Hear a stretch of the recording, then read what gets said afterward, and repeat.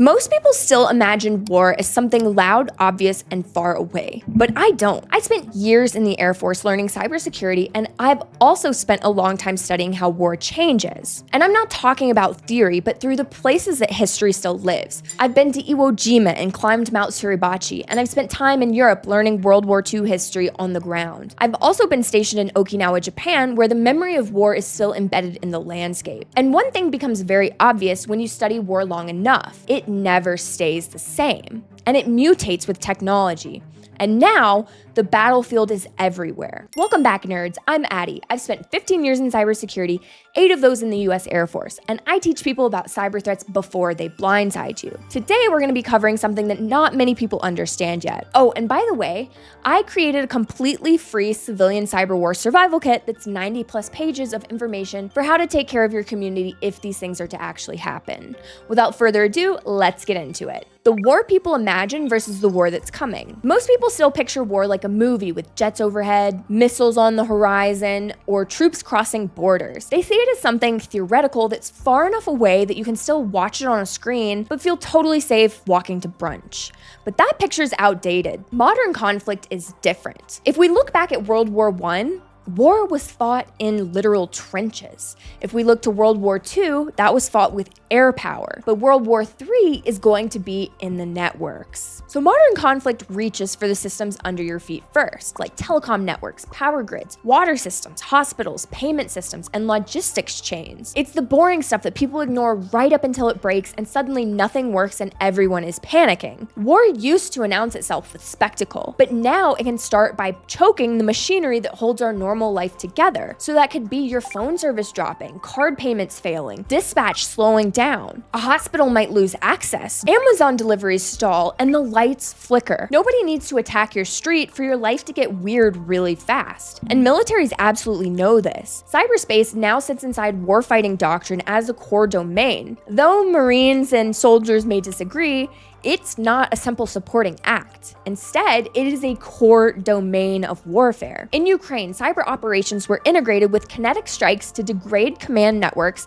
and disrupt logistics. The Viasat hack hit communications right as the invasion began as part of the opening move. Conflicts are starting to extend into networks and civilian systems instead of just staying on the battlefield. It means the line between military targets and civilian dependence keeps getting thinner. And the systems that let you buy groceries, call 911, refill prescriptions, or figure out what is happening can become part of the fight. And that false comfort people still carry around, like the idea that war is always like over there, is exactly what makes this so dangerous. Because if your mental model is stuck in the last century, you won't recognize the opening moves when it shows up in this one. But that still feels abstract until you understand why this kind of war is so attractive, doesn't it? Why cyberwar is strategically attractive. This makes a lot more sense when you follow the money.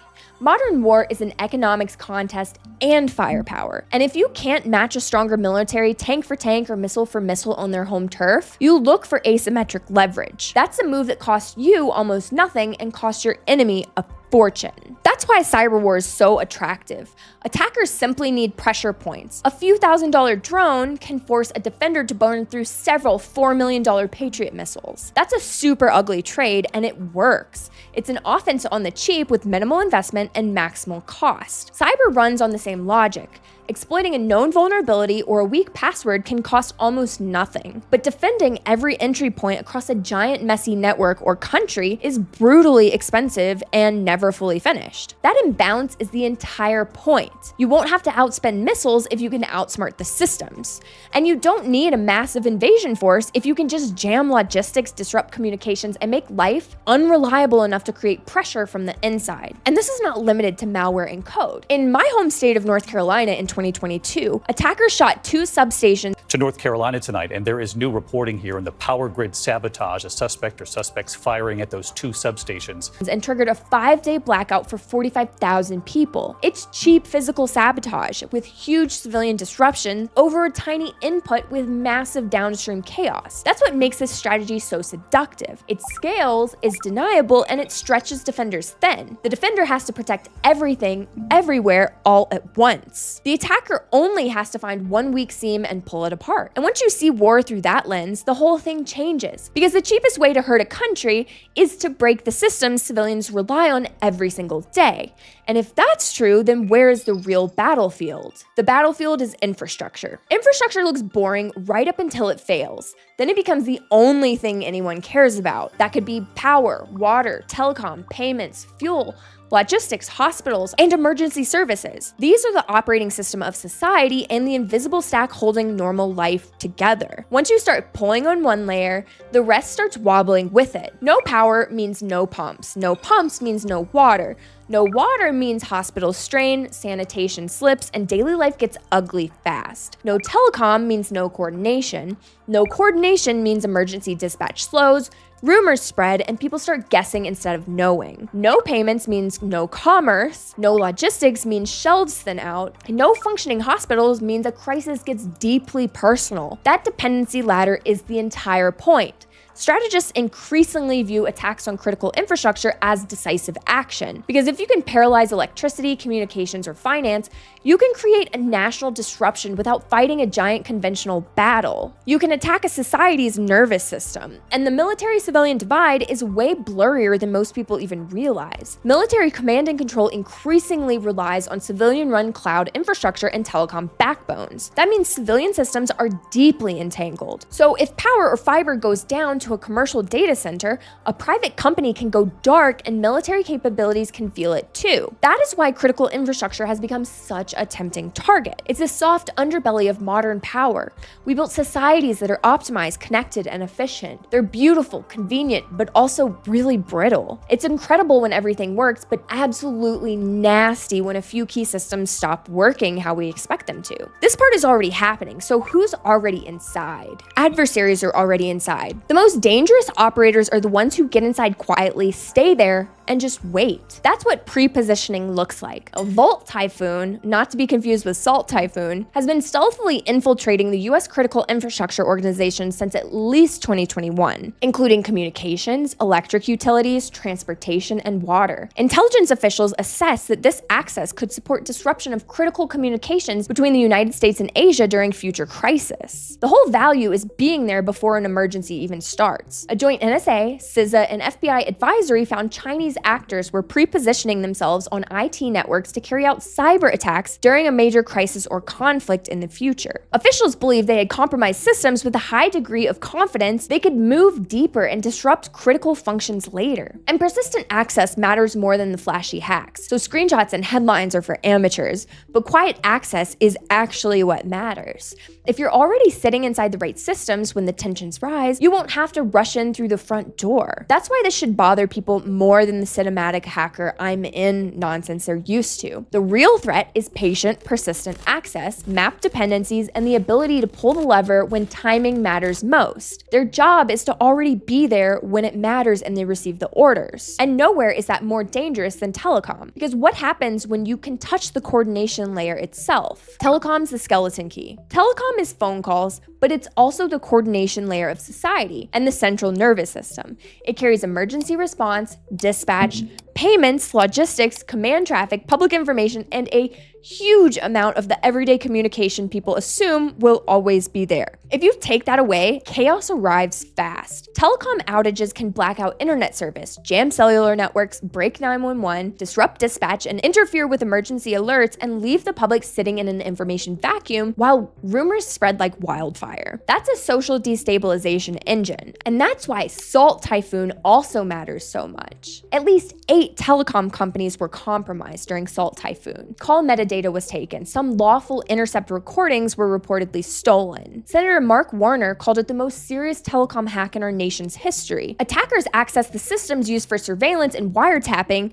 harvested call data records, and could potentially identify, intercept, or disrupt critical communications during a conflict. And this is why cybersecurity professionals hate the idea of backdoors. If there's a backdoor for one group, there's a backdoor for everyone. And if you can meaningfully access telecom, you're sitting on the coordination layer of society. You can watch flows of information, map relationships, identify who talks to whom and when, and in a crisis, that can become far more than passive collection. That's why telecom is a skeleton key. It gives you surveillance and disruption all in one place, and it lets you peer inside the body and threaten the nerves at the same time. And the attack surface does not stop at utilities or telecom buildings, because how much of that surface is sitting inside ordinary homes right now? The digital home front, IoT, routers, and consumer tech. People still think of war as something outside of the home. Meanwhile, the home itself is packed with network devices nobody really manages, and most of them come from China. This is stuff like routers, cameras, smart speakers, baby monitors, thermostats, doorbells, and random gadgets with garbage security and passwords people never change. That convenience stack created a giant attack surface. Insecure IoT devices are routinely hijacked into botnets. In just the first half of 2023, there were more than 700 dark web ads for IoT-based DDoS attack services. People were literally renting disruption. Roughly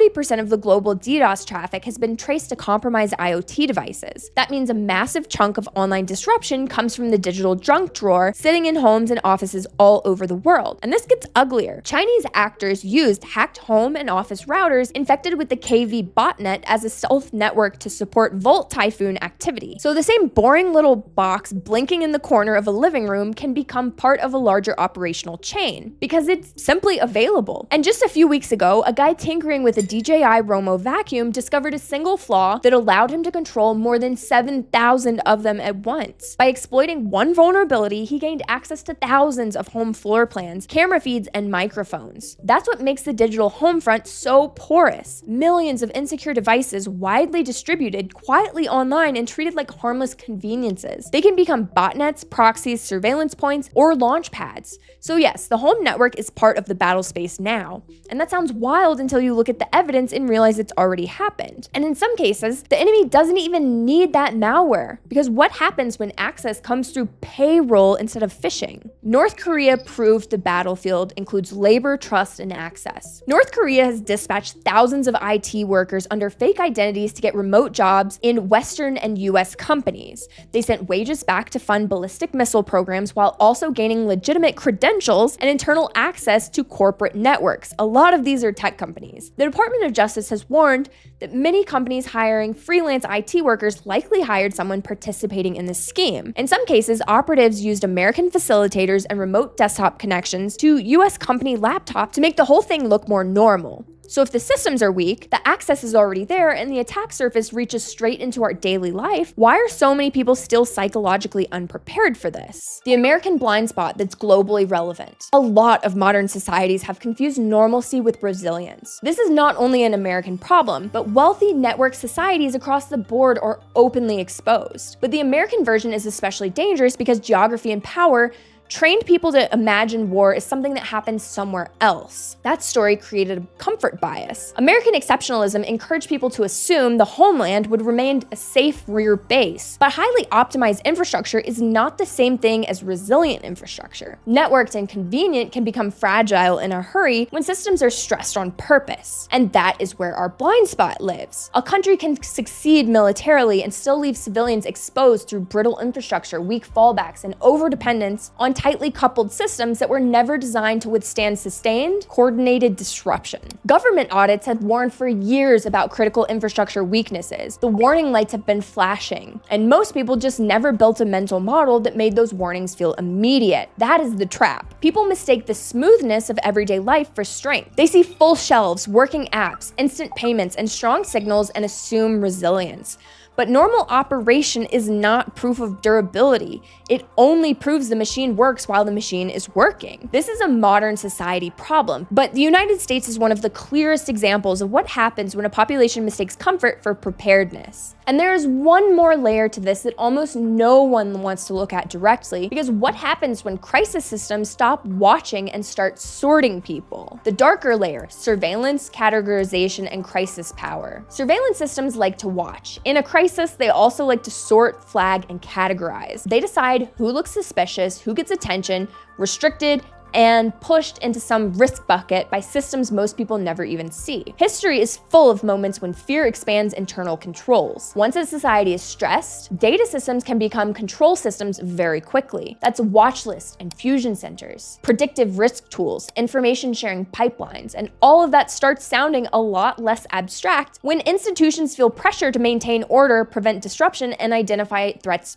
quickly. And speed is exactly when mistakes get dangerous. Mass suspicion and category-based targeting have a long history. Modern digital systems can scale that instinct in ways older governments could only dream about. They can fuse data, automate suspicion, widen the blast radius, and make ordinary people legible to institution in ways that become very hard to challenge once fear takes over. That means crisis power has a pattern, and the pattern is worth taking seriously. And that also means that if you start to express your disdain for the regime, you're likely going to end up on a target list. Because wartime pressure hits civil liberties, trust, and the boundaries of what governments think they can justify when the public is scared enough. And that brings us to the harshest reality of all. What does this kind of war actually feel like when you're living inside it? What cyber war actually feels like. The first sign of cyber war may be system failure, like your lights going out, screens going dark, phones no longer connecting, cards not processing, dispatch slowing down, deliveries stalling, water pressure dropping, hospitals shifting into contingency mode, rumors outrunning facts,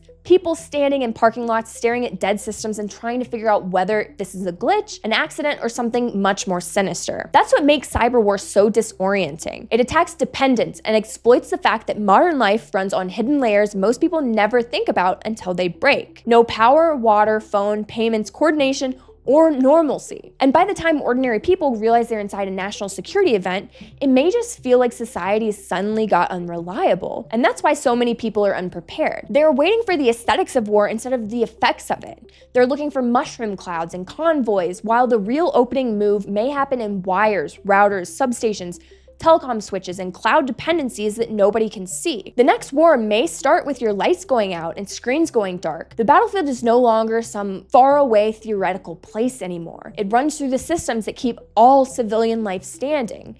And once you understand that no one is exempt from this, the question changes. It stops being, what could war look like, and becomes, how do civilians become harder to destabilize? Thank you so much. I hope you enjoyed this video. If you liked it, you need to check out how people get selected for deportation. I'll see you in that video next.